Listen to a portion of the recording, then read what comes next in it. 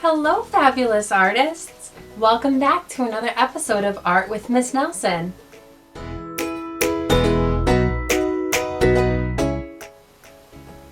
So today, I thought it would be fun if we made some action figures using something that we all might already have in our kitchens. A piece of tin foil, some scissors, and a marker. I know when I was little, I loved to play with dolls. I would be so busy for hours and hours making up a bunch of different stories about what my dolls were doing. So I am so excited that I get to share this with you so that you can have those experiences too. Let's go ahead and get started.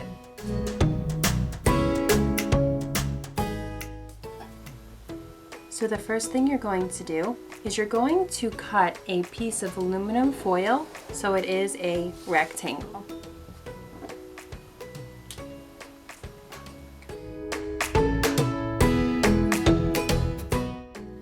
The second thing you're going to do is you're going to take your marker and you're going to add 2 lines on one side, like that. Then you're going to flip your paper over. Then you're going to add 1 more line right in the middle. So your paper should look like this.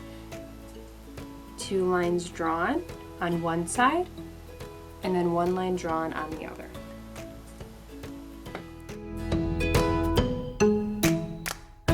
Now the next thing we need to do is we need to get our scissors. And we're going to cut along each of these lines. And you have to be very careful because the tin foil is very delicate. And very shiny. Don't be afraid to turn the paper around if you need to. So now I have slits where I cut my lines.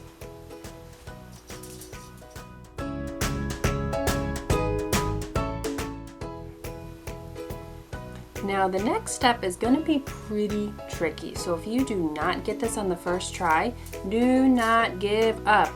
You're just going to try and try again. So you're going to find the part of your tin foil that you cut 1 slit in that edge.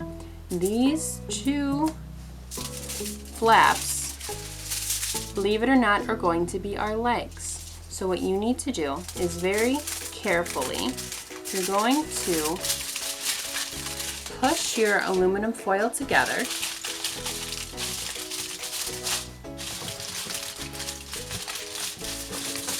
until the shape of a leg appears. You're going to do the same thing on the other side.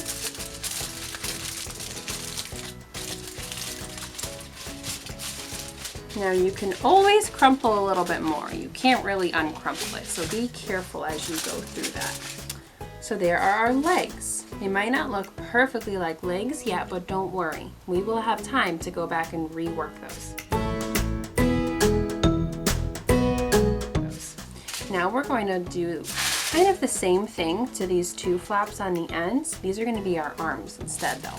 So we're going to carefully fold and crinkle it down.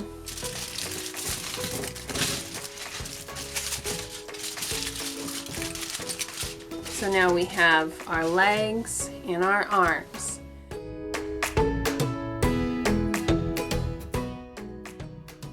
Next step is we need to form our head. So this last flap here is actually going to be our head. So instead of kind of crumpling it together, we need to kind of crumple it so it's a circle. So you might want to fold yours back so it gives it that nice shape. All right, now we need to form our body. So to form the body, we just need to push our torso together. And now we need to add and go back and fix a couple different areas. So I know over here, I kind of want to make my arms a little bit more even. On my legs, I want to add some feet.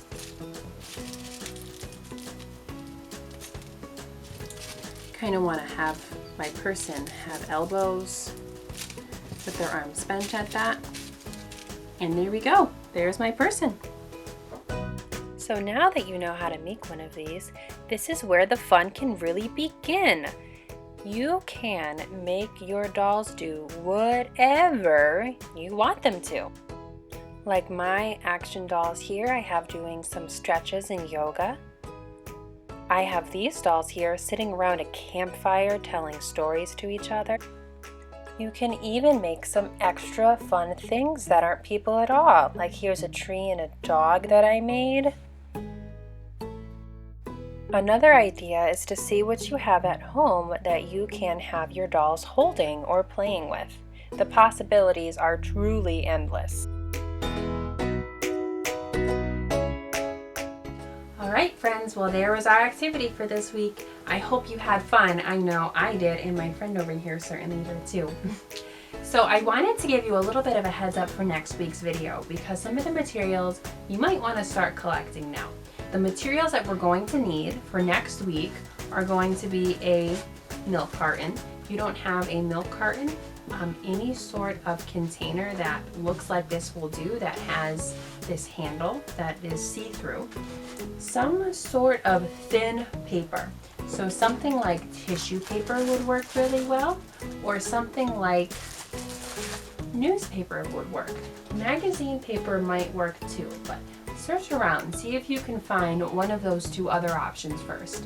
Either tissue paper or newspaper. And we also need some type of glue. So Elmer's glue would work fine. I'm guessing that some glue sticks would work fine too, but if you had some Mod Podge, that would work too. But those are the things we need for next week. So if you wanted to kind of start collecting those and getting those ready. And don't forget, if you would like to be featured in our next video, go ahead and email me right here your pictures from last week's activity. And here are some wonderful pictures I got of some puzzles last week. Bye! See you next week!